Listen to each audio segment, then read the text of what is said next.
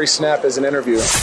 After the Snap. What a snap. Hey, keep your mouth shut, 50. I lead by example. With Blake and Reid Ferguson, discussing life in, out, and after football. To be able to leave walking away with a degree and a championship, it couldn't be any better. Yeah! Well, you can take this boy out the real South on but you can't take the real South out of my voice. And now here we go again. Twist a little bit deeper because I got thick skin.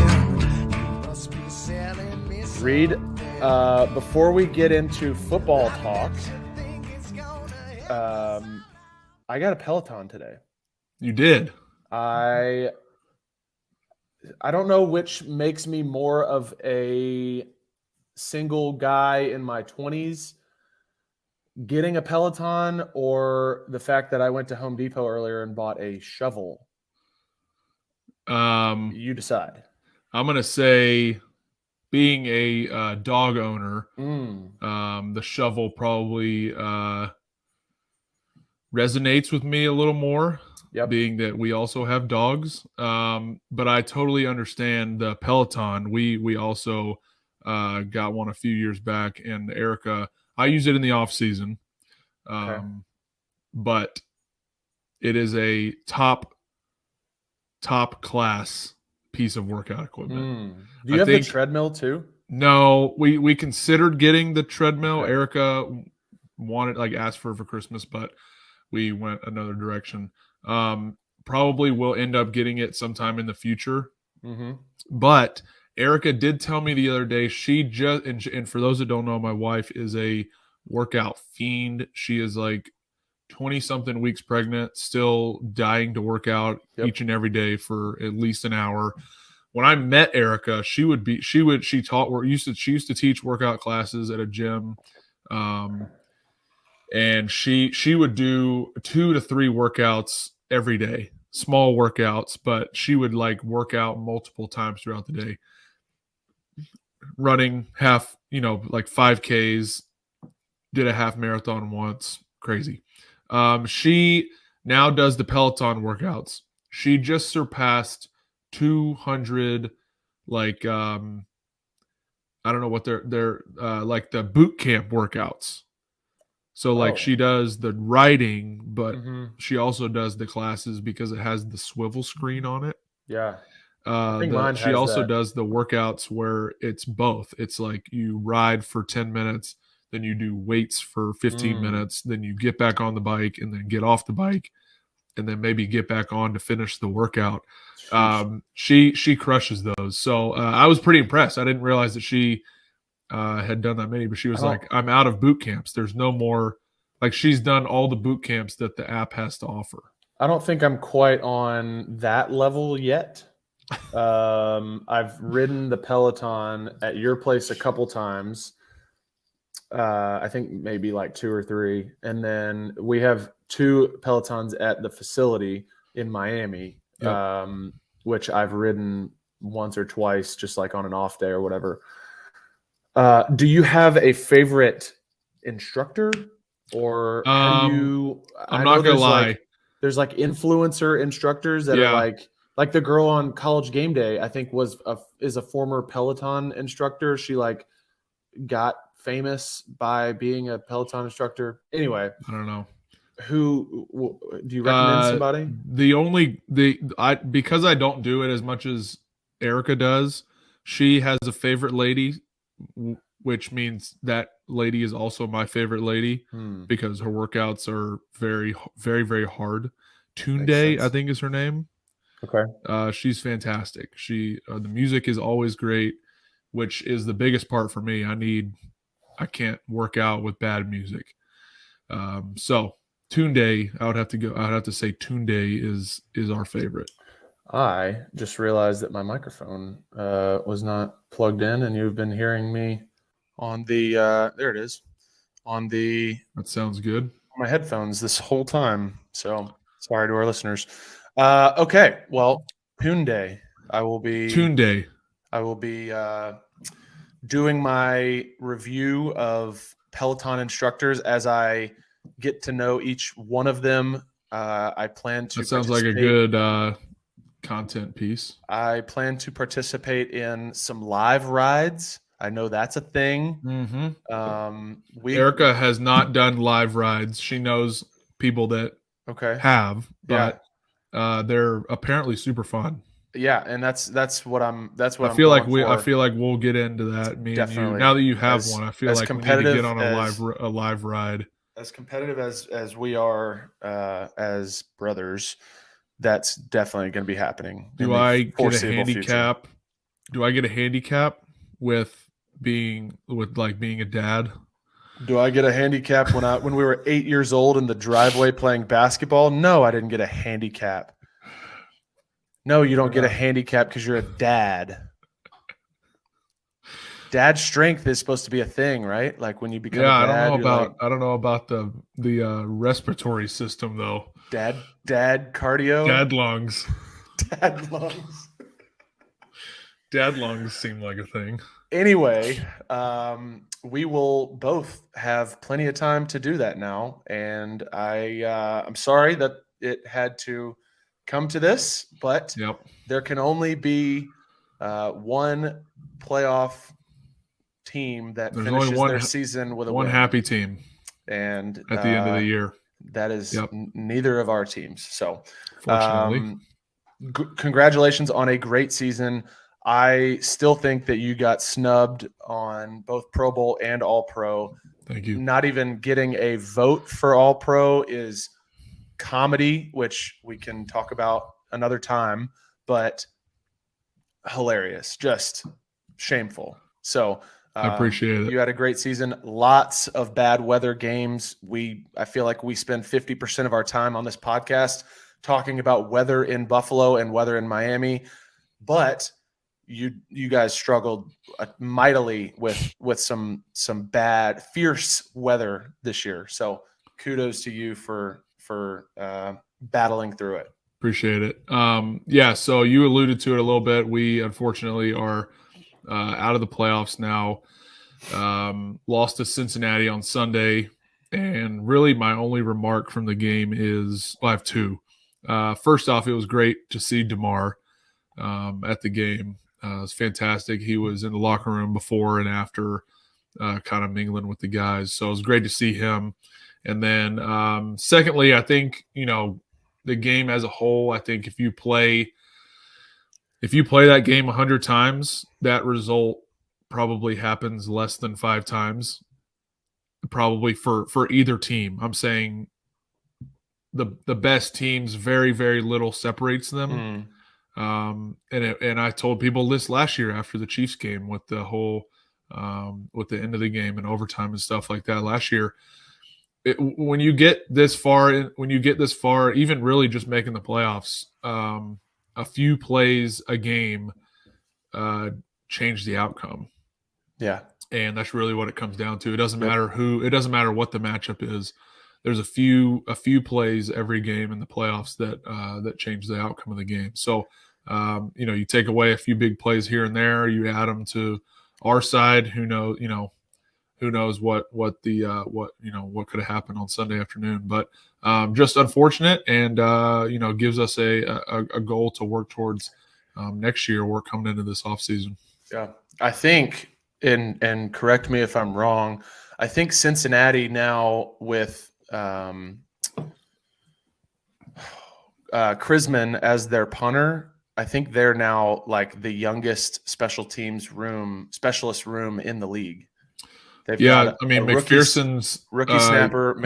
Rookie snapper, second year, and then Krisman. I think this is his first year. Yeah, rookie, second year. Yeah, yeah. I think he was on P squad last year. I don't know that he was ever active, but had gotten some practice stuff. But I mean, that's big pretty time impressive. To have 3 guys that are in less than their third year, playing, going deep into the playoffs. So obviously Darren Simmons having been there, I think 19 some odd years, he's going to have a solid group. And, he's going to have those guys prepped and ready to roll. No doubt. And I think Kevin Huber is back on the practice squad. Yeah, he's still there. He's hanging around. We saw him during pregame. Okay. So he was helping out Drew. Yep. Yeah. So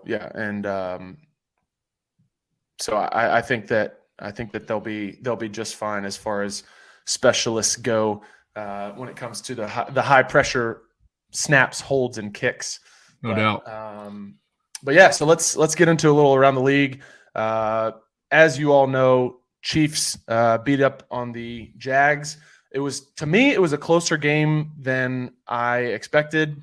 It was competitive all the way to the fourth quarter, which there were a lot of people that said that the Jags wouldn't even be able to step on the field with the Chiefs.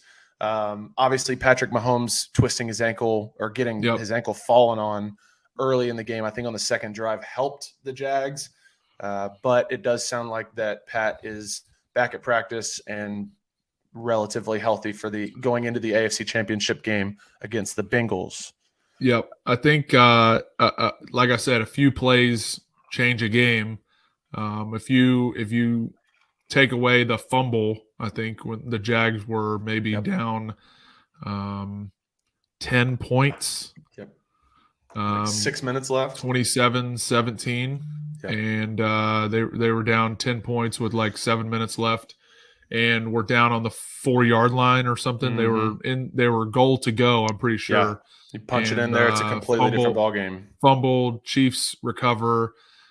They get 3 and out, and then you get the ball back, and then you throw another pick. Mm-hmm. So just you if you convert there, stop them, get the ball back, you're probably driving to go potentially win the game. So exactly what I'm saying comes down to just a handful of plays each and every game, one towards one side or the other. That will change the outcome, and that's the name of the game, is being clutch in those pressure situations. No doubt. And moving on to the NFC, the Eagles routed the Giants. I mean, just I thought what was it, like definitely thought 7? Yeah, I knew the Eagles would dominate. I didn't realize it would be that bad. Yeah, and that was not a good game. Yeah, Jalen Hurts obviously back.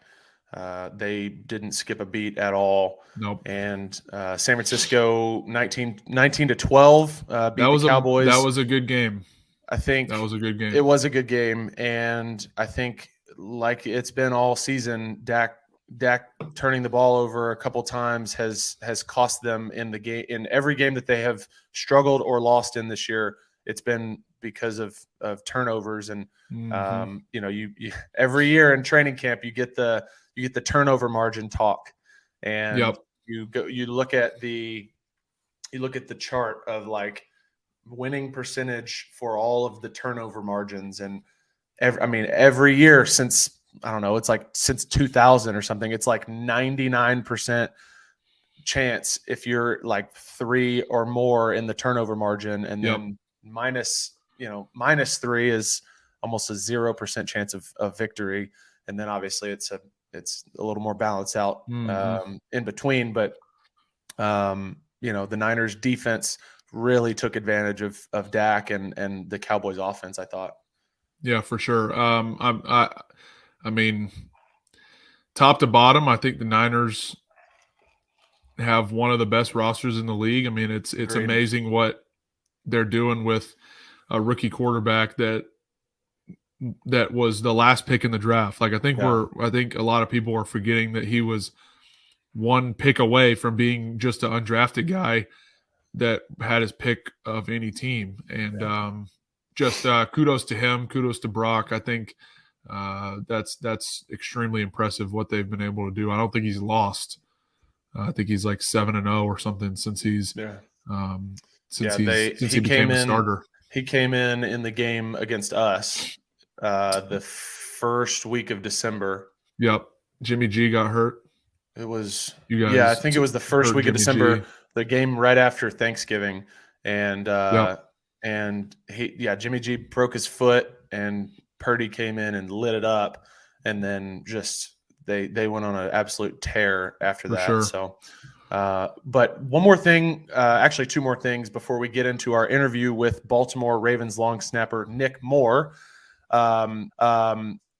Thing, did you see the parlay bet, the $1 million parlay for the tight ends over the weekend? Did you happen to I think I saw one that was kind of going viral a little bit. I think the guy put like $50, but maybe it was like $75,000.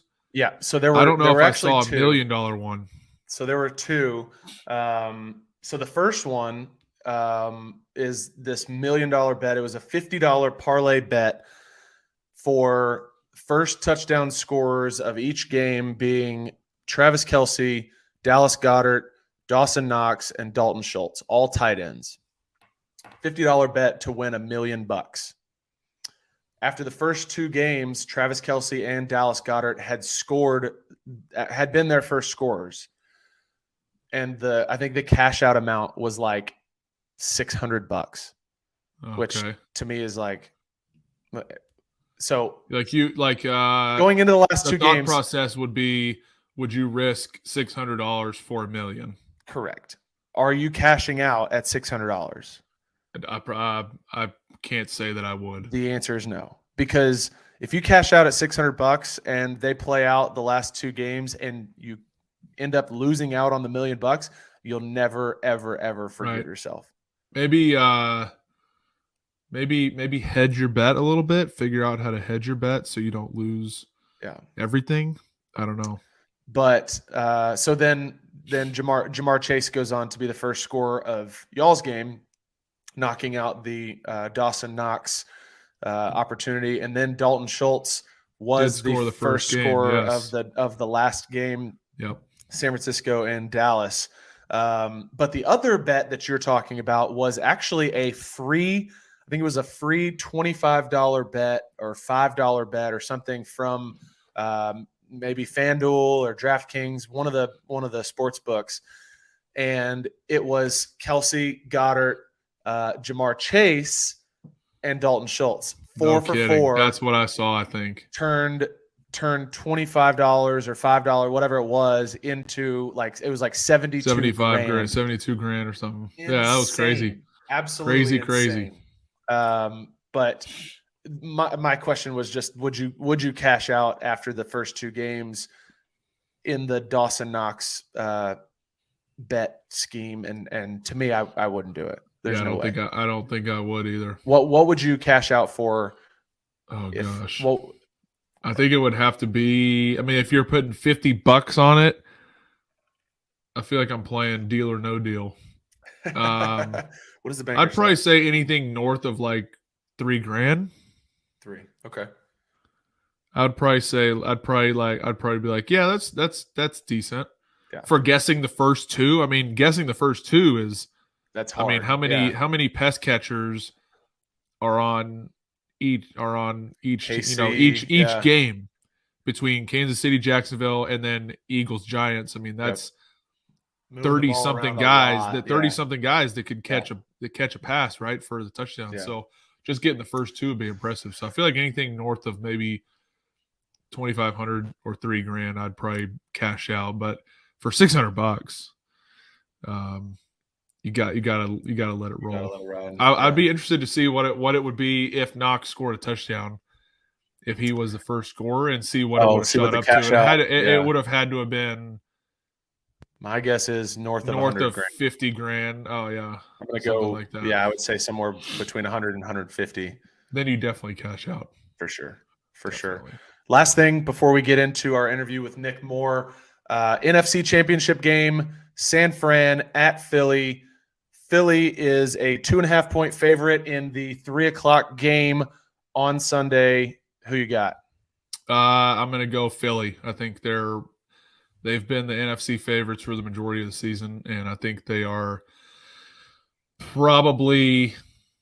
I mean, I think San Francisco does have the best defense, but I think Philly's offense is going to match up well.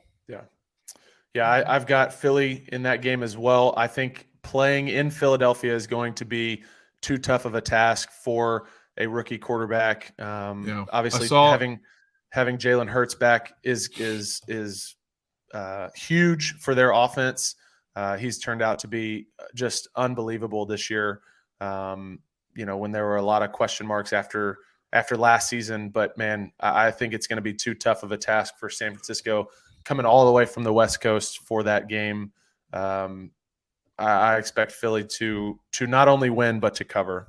Yep, I think I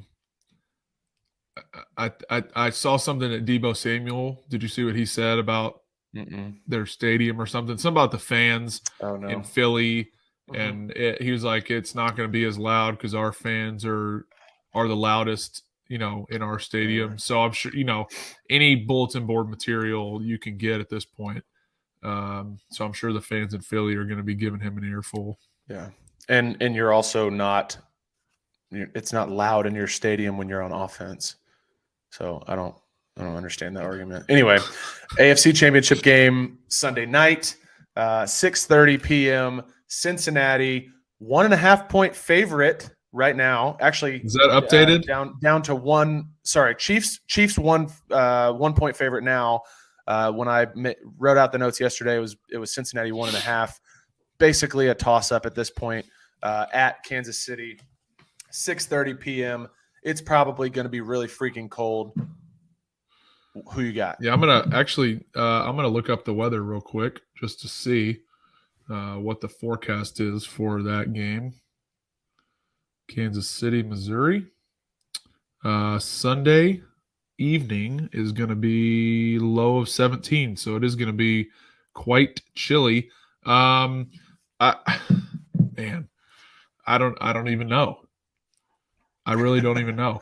I think I have to go Kansas City at home, just because I think Mahomes. I don't even know. I really have no idea. I'm gonna go Kansas City just because they're at home. They've been to 4 straight AFC championships, which is impressive in and of itself. But I think I'm gonna go KC.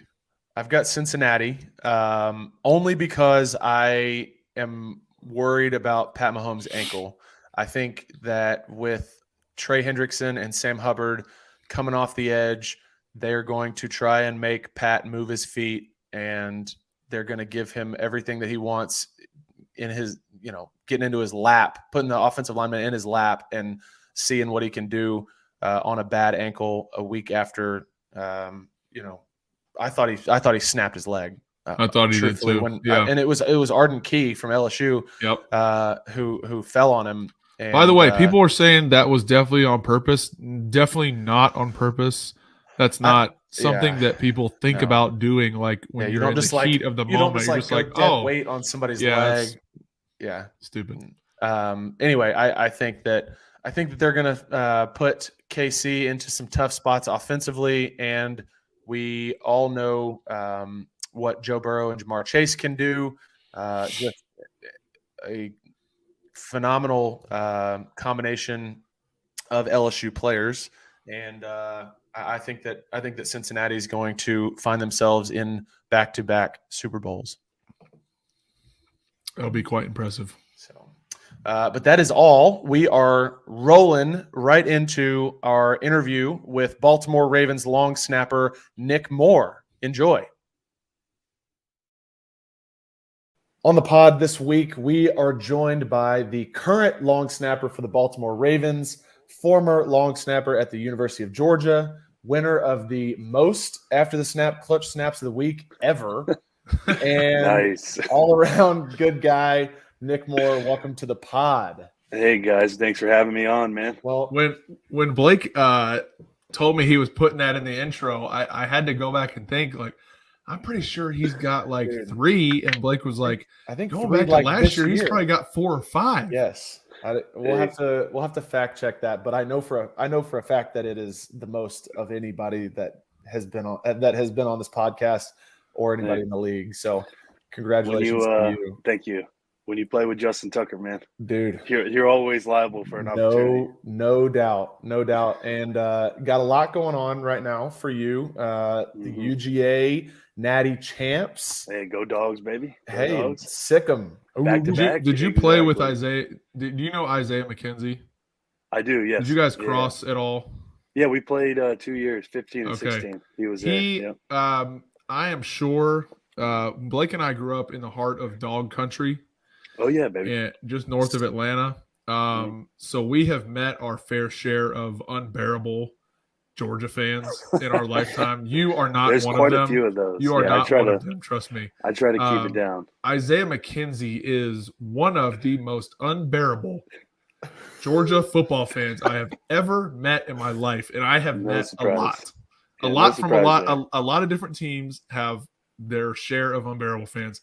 Isaiah McKenzie will rub it in your face till the chickens hatch. I mean, we've been losing for a long time, so it's nice to finally be able to have some bragging rights. And the years years that they have been good is like they run out of time in the SEC championship. They don't go to the Natty. Twice. It's like the whole thing. They just whatever. Always excuses in dog country, baby. Yeah. Obviously, you guys smashed TCU in the national championship.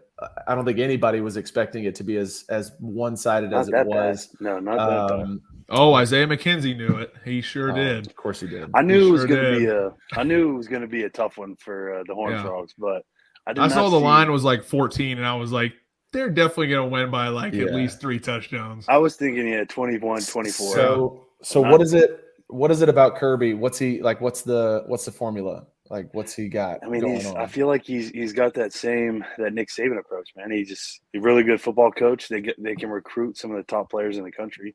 They they keep bringing 5-star recruits in left and right. Guys keep wanting to come in, so they got a good culture down there. They play winning football, so Kirby's doing his best. Nick Saban, I guess. What's it like being a Georgia boy, getting to play at Georgia, doing some really cool stuff, and then now seeing them win the national championship? That's got to be cool.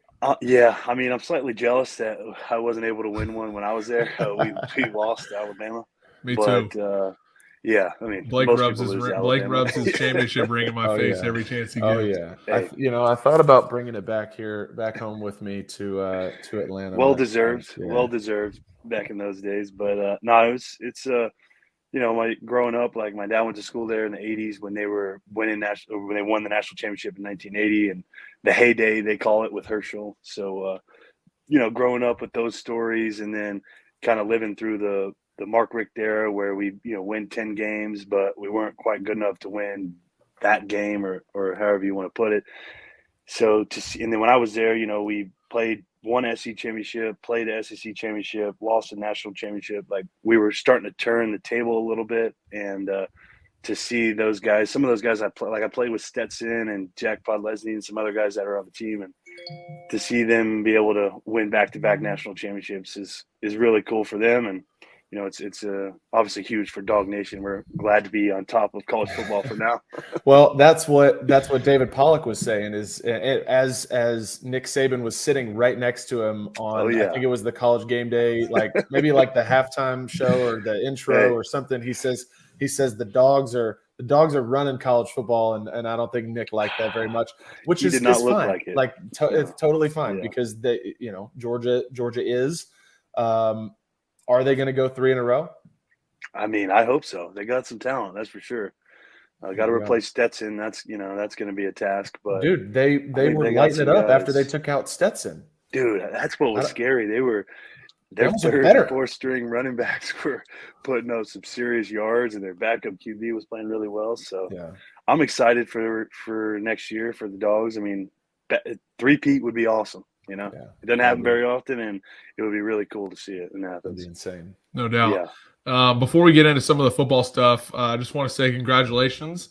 You have recently joined the Dad Club. Yes, I have. So we wanted to give our congrats where that is due. How does it feel? How does it feel so far?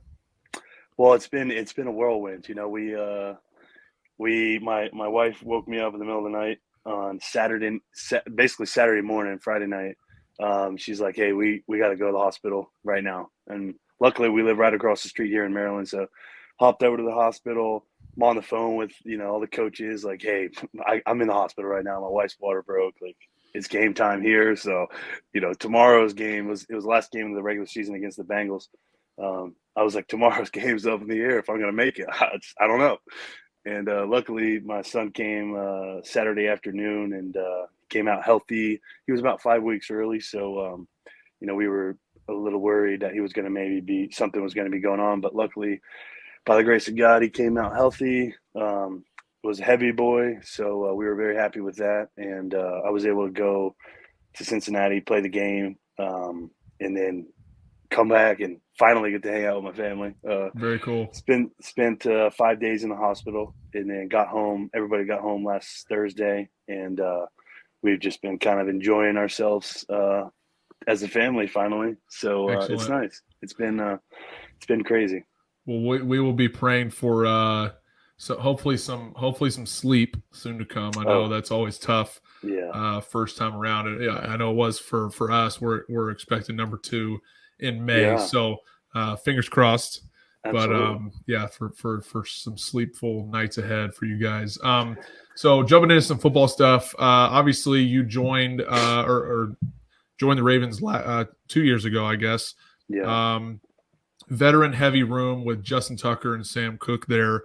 What was it like being a rookie with those guys that have been around for so long, and how did they kind of help you transition? Well, I was very blessed to be here. I got here in 2020, and I kind of was on the practice squad all of 2020. I was behind Morgan Cox, and then Sam and Justin obviously were here. And so I was able to work with those guys for essentially an entire year. I mean, we didn't have OTAs in 2020, but all of training camp, the whole season, I ended up getting one game in 2020. So I learned like how to be, I was 28 years old and I was still learning how to be a pro, like how they practice, how we go about the week, how they go about, Saturdays, Sundays, game days, stuff like that. And, those guys that were together for 9 years. So it was really, it was very eye-opening for me to kind of help, like, hey, maybe I need to take my game to the next level by doing these things that these guys have been doing for the better part of a decade or over almost a decade. So, seeing them work and seeing them have the success on the field kind of showed me like, hey, there's not a whole lot of different ways to do it. This has been a formula that produced some of the best guys at our position, and then kicker and punter as well. And so just being around them, learning from them, it definitely helped me propel me into my first year as a starter in 2020 to have kind of a successful year that I was able to have working with Sam and Justin was it definitely, made me kind of who I am right now. Yep. And for those who don't know, you had a little bit of a baseball career coming out of high school. So that kind of, you alluded to it a little bit. You're 30 now, I believe. Yeah. You 30. obviously alluded to it starting with Baltimore when you were 28. Do you think that being a little bit older than the typical rookie helped transition, even though you had the vets in the room? Yeah, I definitely think it did.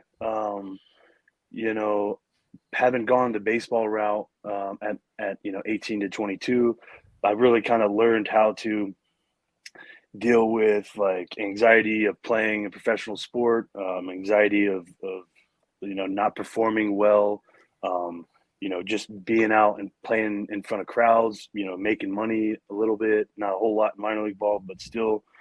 And then just being in a professional environment, being in professional sports, really kind of seeing how it's a business, how things are very result oriented, and you gotta be able to produce on game day in order to keep your job. And I think having gone through those experiences, though they weren't necessarily what I wanted or weren't very good for me, because I only played basically 4 years in minor league ball and got cut, definitely helped when I got here. I think the toughest part about our job is like that you only have so many plays, and every single play is potentially a game-changing play. So there's a lot of pressure, a lot of anxiety that goes with that. And I think having the failure quote unquote experiences that I had in baseball, I think I was able to really help me. And then also being older, having a different view on life. I wasn't a little kid anymore. I was 20. I just turned 28 when I was 27 when I made my NFL debut. I turned 28 the next week. So it definitely, being older, I was not the smartest guy out there, but being wiser and, it definitely made me a little bit more comfortable in that situation. Baltimore is obviously known for outstanding special teams units, specifically relating to the specialists. We've had Morgan on. We've had Will Lutz on, who was in Baltimore at the very beginning of his career. What makes Baltimore such a great place to develop as a specialist? Is it Harbaugh's history as a special teams coach? Is it Randy Brown? No, we hear a lot about Randy Brown because of his relationship with Tucker. Yeah. What is it that makes Baltimore able to develop so well all of these specialists that come out, and even if they don't stay, they go off and have successful careers elsewhere? Yeah, I think you alluded to it with Coach Harbaugh having been a special teams coordinator in the NFL. That definitely helps, having a head coach who knows the ins and outs of special teams, the intricacies of what we have to do on a play-to-play basis. And so that definitely helps us. It kind of puts an emphasis on special teams. We pride ourselves on being one of the top special teams units here in Baltimore. So that helps. And then having a guy like Randy, who's a quote unquote kicking, specialist, I would say, in the realm of the NFL, he's got a really good eye for kicking and punting. And he's learned a whole lot about long snapping throughout his tenure he's been in the NFL since the 90s. So, he's been around guys like David Akers and Sam Cook and Morgan and Justin for decades. And, I think he has a tremendous amount of knowledge, and he's able to pick out guys that he thinks have potential at the next level. And then they bring them here, give them an opportunity to, give them an opportunity to get some action without having the stress of potentially like life or death, making the team or not making the team. Because, when it's like when you go to your first team and, you're not necessarily the guy, and you think every time you go out there and you don't perform at your best, there's a potential that you're going to get cut, kind of what I experienced in New Orleans, where I played 2 preseason games, didn't play well, got cut. Some of that was anxiety. Some of that was I needed technical work, things like that. So you come here, you don't have to have necessarily that pressure of like, oh my gosh, if I don't do well, you're going to get cut. Because here they really pride themselves on developing guys like me and Matt Orzik, Trent Sieg, other guys like that. And it helps when you have dudes like Justin and Morgan and Sam, who are veteran players that played, 16 years with Sam Cook, and Morgan's going into year 14 next year, and Justin will be in year 12. Having those guys that, instead of looking at it as a negative that they have another guy here at their position, they use it in a positive way, that they can teach this guy, that maybe they can learn something too by helping out a younger player. And, it takes a very selfless person to do something like that, especially when it's a competition. It's the NFL, everything's competition, whether they say it is or isn't. So having guys like that around, willing to work and put in extra time with guys who needed help, like me. Morgan and Sam worked hours and hours and hours with me, developing my craft. And, ultimately I end up taking Morgan's spot here. And I wouldn't be here if it wasn't for him. He taught me everything I know about long snapping at this level. And I'm just blessed that he is the guy he is. And he was willing to put the time and effort into helping me and other guys like across the league. So, and he's still balling too. He's still, going to the Pro Bowl this year. Like, the guy's freaking outstanding. Still one of the best guys to do it. So, so you were also in New Orleans. You mentioned it in 2019. 2019. With one of my favorite teammates I've ever had, hoping that we get him back. Mr. Thomas Morstead, Mr. Walk on to the tarmac and take his photo before he gets on the airplane. That's the whole Timo nine. Yes. Give me a good Timo story. I know you said you weren't there like super, super long, but surely you've got some memory of some interaction with Timo. Well, I love Tom. I mean, he's such an outstanding guy. He's a class act.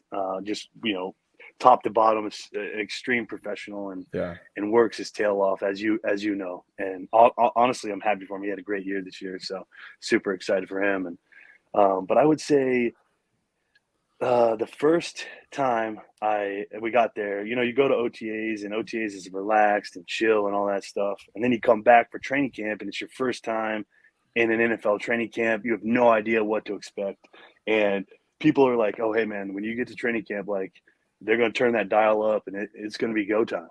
And first day of training camp, I come in early with the rookies, and the veterans all get there, and we go to our first practice, and practice starts at like 8:50, I think, and 9:00 in the morning because it's so hot. My man Tom was full sweat. It was like 6:30. I was like just walking in. He had just finished working out. He was getting dressed to go out to like get his warm up on. I'm like, he'd already been in and out of the hot and cold tubs. Oh yeah. I'm like, bro. Yes. I'm like, I thought I got here early. Dude. Like, I'm looking at my watch like, dude, it's 6:45. We have 2 hours till practice basically. And Tom's like, him and Drew Brees are in there, and there's a reason they play for so long, And they're in there. They've already worked out. They've already done the necessary prep work to get ready for practice. And Tom's like, he's out there an hour before practice even starts, getting his drops, doing his catches, doing all the stuff he does, and just an ultimate pro. And it was an honor, a pleasure to play alongside him and learn from him for the short period I was there. You were in the XFL for a short time before it shut down. What about playing in that league, or some of the guys or coaches that you played with helped you when you got your shot in Baltimore? Well, our special teams coach was a guy by the name of Frank Gans Jr., and he actually was the special teams coordinator that drafted Sam Cook here in Baltimore in 2006. Huh. So not that there was he had anything to do with me coming to Baltimore. Small world. Yeah. So he and then Mark Trestman was our head coach. He was the offensive coordinator here that same time. I guess Brian Billick was the head coach here. And so, I mean, I don't know if it had anything to do with me coming here or not, but cool little small world incident. You'd like to think that they may have made a phone call. Yeah, I definitely own it. Just own it. So yeah, that definitely was absolutely the reason that I was there. Yeah, exactly. No, but I think the XFL, man, it was short-lived, but I thought it was really, really, really well done.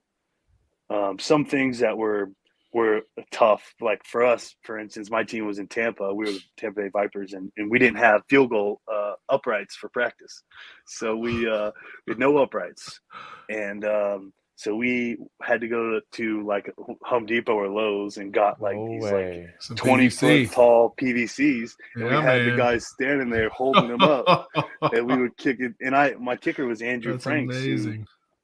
He was in Miami for a little bit. Yeah, he played a couple of years in Miami, and then Jake Shum was our punter, and he was Buffalo guy. He played in Tampa and in Green Bay. So, I mean, the competition was there. I mean, there were we had guys on our team that had 8 years in the league. We had guys on the team like me who had no years in the league. I mean, there was dudes. Josh McCown played in that league. The guy played like 15 years in the NFL. Quarterback. So, wild. Like he was still going at like 45 years old, still playing ball. So, I mean, it worked out great for me because I got the opportunity that I have now, and I couldn't speak more highly of that league. Made some money, got to play football, kept me out of the office. It was no doubt. It was a really good experience for me. I want to go back to the baseball thing for just a second. You were part of the Red Sox organization, correct? Yes. Yeah, I was. So unbelievable. Reid is a Yankees fan. I'm a Red Sox fan. We're Atlanta natives, so I was a Yankees fan before he picked the Red Sox. Just throwing that out there. I am a Red Sox fan because he's a Yankees fan. That's me. That is the little brother in me. Yeah, 100%. Reid was like on the Yankees like little league. That was like his team, and so he like became a Yankees fan. I was Roger Maris, and I was. And I was like, I'm going to be a Red Sox fan because because older brothers. Yeah. So love when I read that, loved seeing that you were part of the Red Sox organization. But I played with Zach Von Rosenberg at LSU, who had Yeah. played in the Pirates organization. He talked all the time about these road trips. Yeah, a lot And of them. in minor league ball, you're on a bus for like 13 hours straight, Yeah. or like Just depends on dumb, where you're like going. Yeah. crazy road trips. Yeah. What, like, does one in particular stick out in your mind? Like, just Oh yeah. lay it on us. So my best travel thing I have is 2014. We were playing in Staten Island against the Yankees, and against the Staten Island Yankees, and we have a 7:05 first pitch. We play the game. We go into extras. We end up getting done with the game at like midnight, and we have a 10-hour bus ride to Mahoning Valley, Ohio, which outside of this one trip, I'd never even heard of this place. We leave the stadium at like 1:32ish, I guess. Bus all the way to Mahoning, which was a 10-hour trip. It usually takes about 11 because you got to stop, and bus driver can only drive so many hours at one time. We ended up getting to Mahoning Valley at like noon, like a little after noon, and we have a 7 o'clock first pitch that Oh night. no! Oh yeah, dog. And Did you even go to a hotel, or did you just go straight to the clubhouse? We drove. So a situation like that, you basically go to the hotel and you show up to the game at like 6:45. Like the whole team, just like the manager. There's just like an agreement that we're Oh, not going to be warm and ready for this no, one. like the only guy that goes early is like the pitcher and catcher. Starting pitcher. Yeah. And because like our manager, he played in the big leagues for like 10 years. So yeah, he like understood. And we get to the hotel at like 1:00 in the afternoon, and he's like, "Hey, I'll see you guys here at 6:30. It's like a 10-minute bus ride to the stadium. So just get here at 6:30. You're just rolling off the bus, like in your literally uniform, roll out straight to the diamond for the anthem. Oh, it was most of the time in the minors. They give you an off day, and they usually schedule to where your longest bus trip is on that off day. Doesn't always work out that way, as I just said, but there's a lot of great stories, man. Smokes. Minor league life it's a tough life, that's for sure. Any good like food spots that you came across in your travels? I would say the most frequented food spot we had was the local grocery store. You get a loaf of bread. Somebody buys a loaf. Somebody buys the peanut butter. Somebody buys the jelly. Yes. And you got food for like 2 days. And then if you're lucky enough, you got like a Domino's or something, because like you play at 7:00, you're not getting back to the hotel till after midnight. Yep. Like the only things not open, a whole lot open. Pizza, and McDonald's. If you're lucky enough to be in a town that has a McDonald's, every now and then there would be like a Waffle House or a Huddle House or something. But there you go. Not talking my language. That's right. Yeah. Hey, I can eat up some Georgia boy. Oh, all-star special there. That's what I'm missing up here, dude. Not like the nearest Yeah, Waffle we don't House have is one like up here. We don't away. have one in Buffalo either. Yeah, we have 10 in the state of Maryland, but the nearest one's like an hour from my house. Not and my wife and I, we love Waffle House, and we had it at our wedding. So yes, dude. we love it. Yeah, we love it. It's fantastic. You are Waffle House is giving classic. me ideas. Yeah, giving me ideas. It's good stuff, man. We had the food truck, Waffle House food truck. That's the only thing people remember from my wedding. That's it. That's like, what a memorable people remember thing. the music and the food. Yeah, it came at like, I think our venue closed at like 10 o'clock, and then the Waffle House got there at 8. So like everybody's been drinking, partying for like a couple hours, and then it's like boom, Waffle House shows up. Everyone's like, "Oh, dude!" That is so cool. That's so good, man. So moving on a little bit from the baseball back to where we are right now.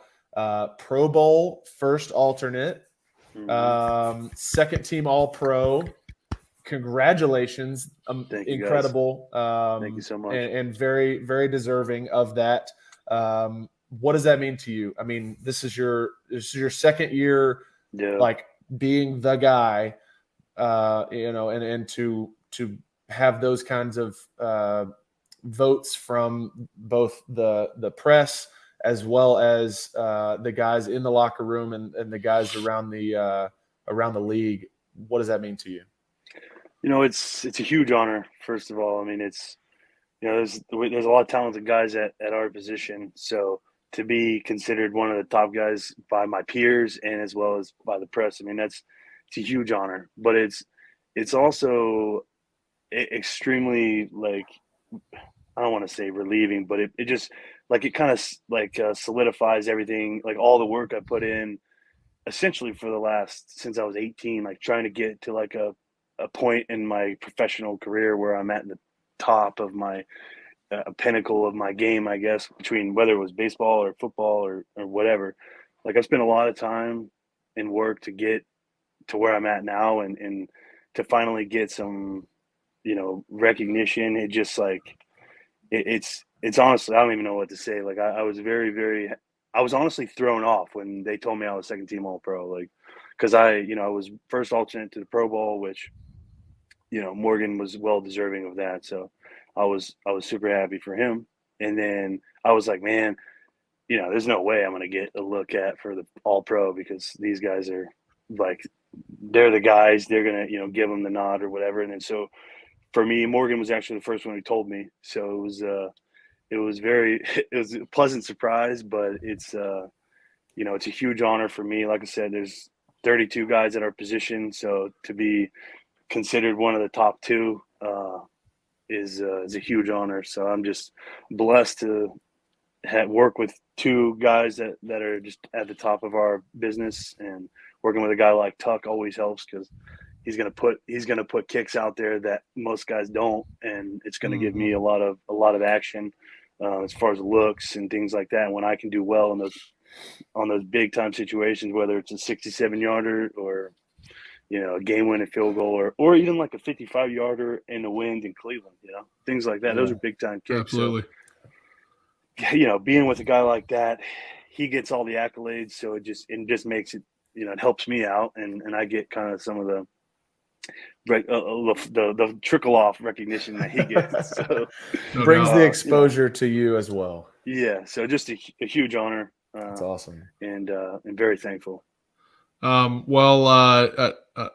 don't want to spend too much time on last weekend. Unfortunately, you guys out of the playoffs at the moment. Mm-hmm. What are you got anything apart from? I know raising your new family is probably going to dominate the off-season plans at the moment. But do you guys have anything big or anything fun planned for the next few months?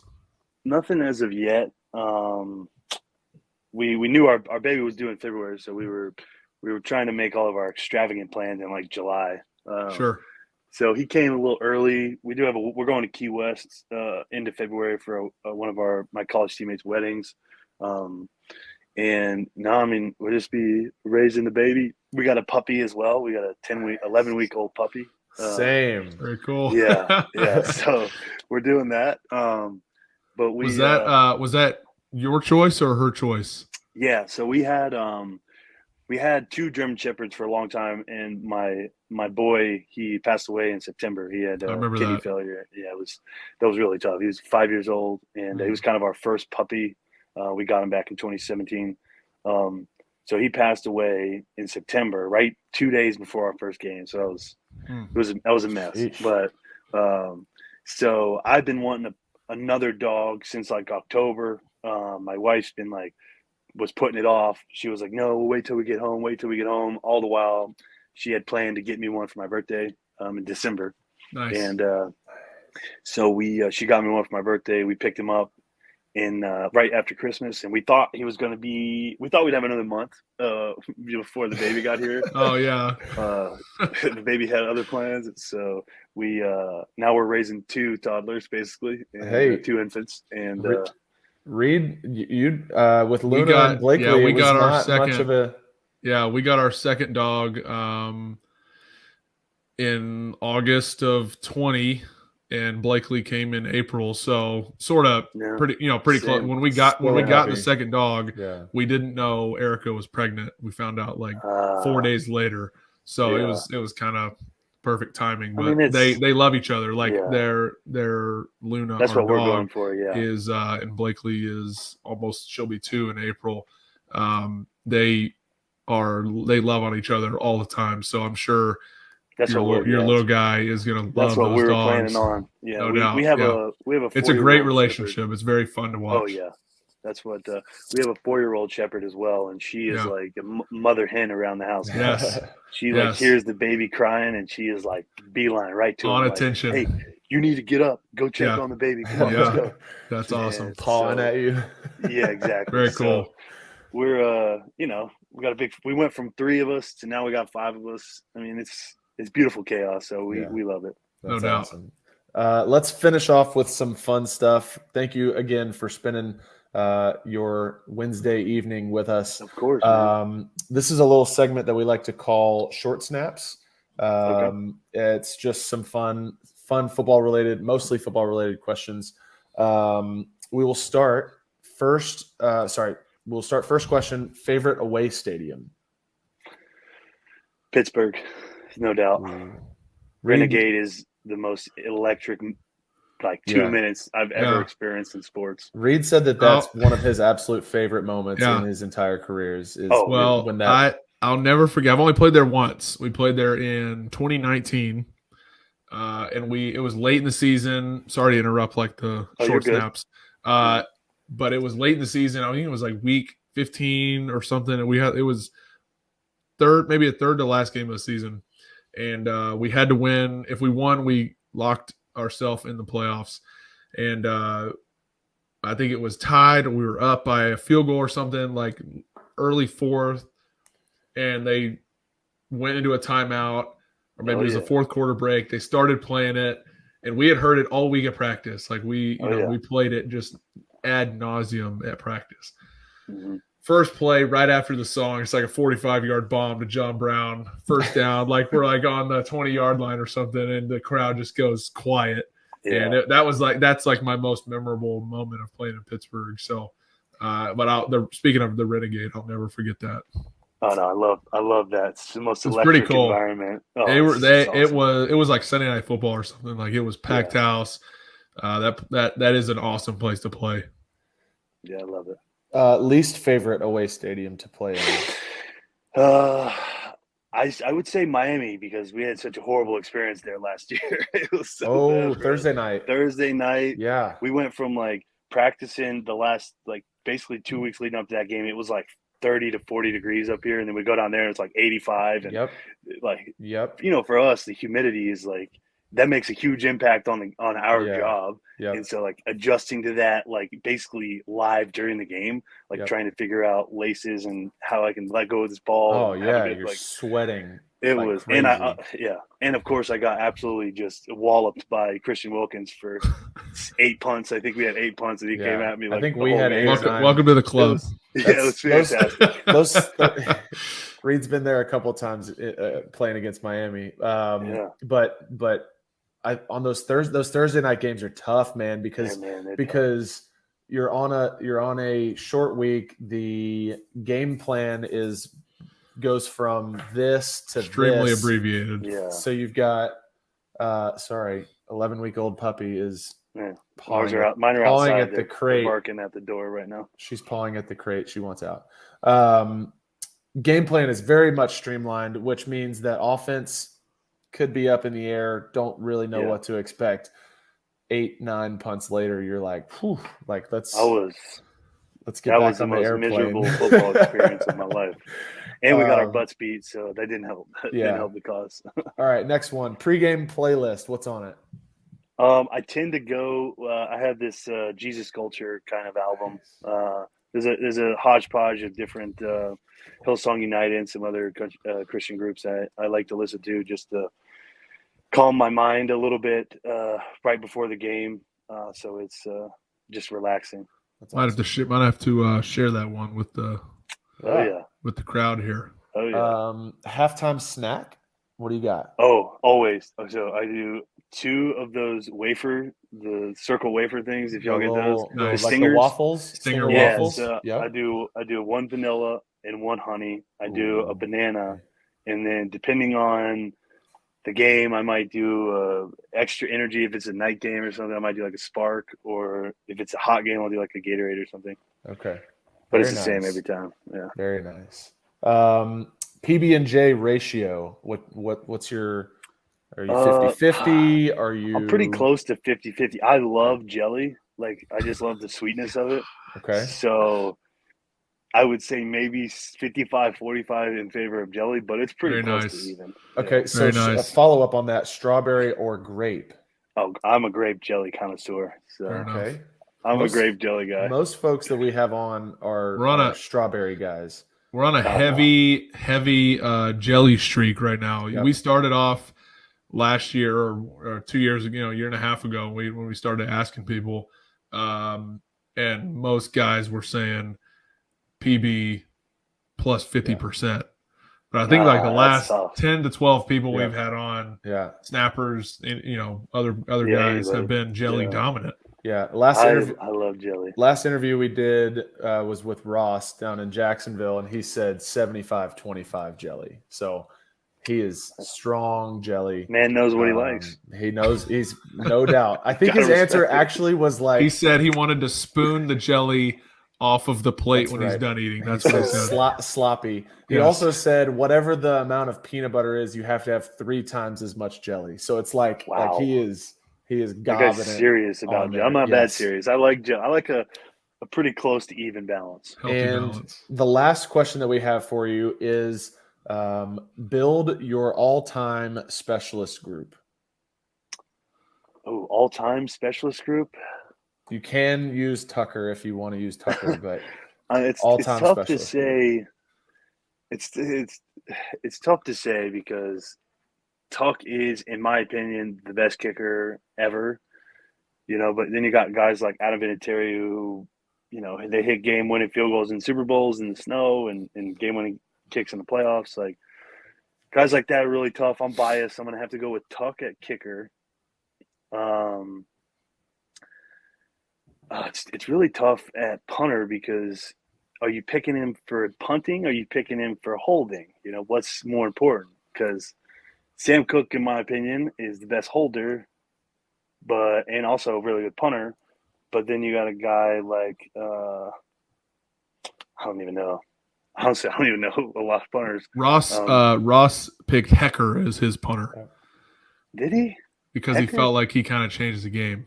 Hecker definitely did. I think Sam was the inventor of some of the trick stuff with the trick punts, banana stuff. That Hecker then used quite Hecker's a bit more throughout of the his banana. career. Yeah, Sam didn't use a lot of the banana. He was more of the misdirection punting with the Away hook, ball. the Liz hook, Yep. and being able to move the pooch punts a lot. So I'll have to go with Sam.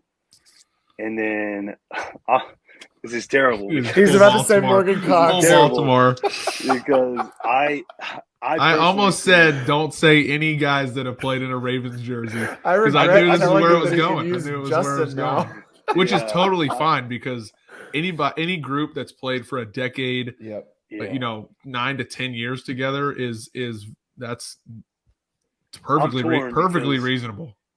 I'm torn because I didn't get to watch. I haven't seen a whole lot of Pat Manley's tape. I know he played a long time in Chicago. I know he's like the premier guy, but We also got Muehlbach as well. Don's a legend. Don is a legend. Don's style is very throw the ball really hard and extremely fast. But to me, like if your punter can catch the ball. Exactly. Well, Sam's got good hands, but yeah.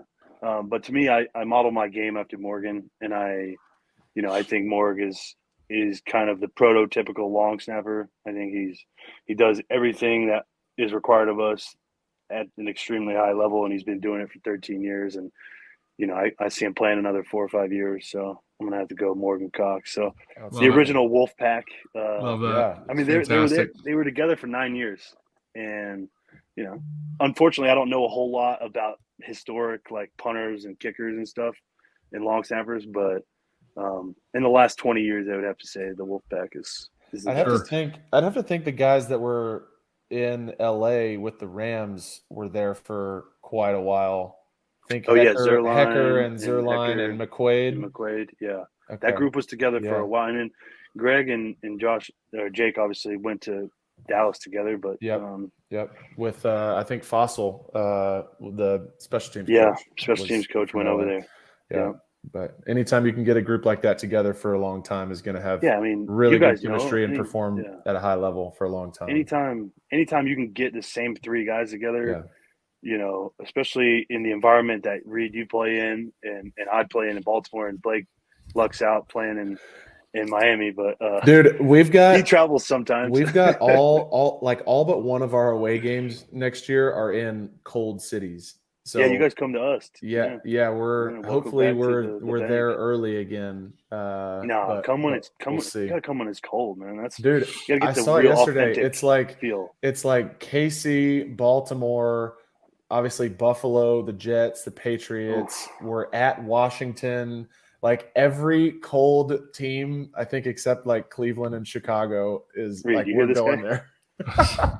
Reid's like, dude, I play in snow 7 times a year. Hey, man. Well, we might be doing it too. We're supposed to be getting some this weekend at home, so we'll see. Well, all right. Well, but it's great though. It's such a huge advantage. Like I love playing in the cold. Once you get used to the cold and you adapt to it, 100%. It's so much harder for me to go to like a game like last year where we went to Miami in November, late November, and it's hot and muggy and humid. Like we're not used to that. That's what we bank on. I like the cold a lot. People are like, how do you not build a dome in Buffalo, and how do you not build a dome in Miami? And it's like, well, that's the beauty of this game. Yeah. That's why it's so good, is because you it's never know what you have to adjust based on where you play. Yes. No doubt. Yeah, like for our stadium, a kicker hasn't made a kick over 50 yards or something, 55 yards or something at our stadium in like 15 years. No kidding. A visiting kicker, Justin's the only one, because like the wind, our stadium's extremely windy, so it's like a weird. I don't know the exact statistic, but it's something like that. That's incredible. But no, it's cool. Like when you play in those crazy weather games, and then you go out there, you play well. Like it's cool to look back and be like, man, like I just played like y'all snow game you had a couple weeks ago. Like you guys play really well in that game, and you look at it and you're like, man, it stinks while it's unfortunate while you're in it because you're freezing. It's really hard. But then when you do it, you play well, and you look at the tape later, you're like, man, I just dominated in that kind of environment. Like, it's just such a gratifying feeling. That's the ultimate feeling as a competitor. No question about it. Well, absolutely. Nick, thank you again so much for spending 40 plus minutes with us tonight. Enjoy your off season. Enjoy spending time with the fam. Congratulations again, Nick Moore, everybody. Thank you for joining us. Thank you, guys. I appreciate you guys. Thank you, brother. Big thank you to Nick Moore for joining the podcast this week. Another talented long snapper to join after the snap. Always fun getting to talk to our snapper brethren. So that is a wrap on this week's episode of After the Snap. As always, you can subscribe to us at After the Snap Pod on YouTube, at the Finsider, at Buffalo Rumblings on Spotify and Apple Podcasts, and at After the Snap Pod on social media, Instagram, Twitter, all of the places you can find content. We will see you next week. This has been After the Snap, tales from two brothers who live life upside down. See ya. Well, you can take this boy out the real South Thunder, but you can't take the real South out of my voice. And now here we go again, twist a little bit deeper because I got thick skin. You must be selling me something. I bet you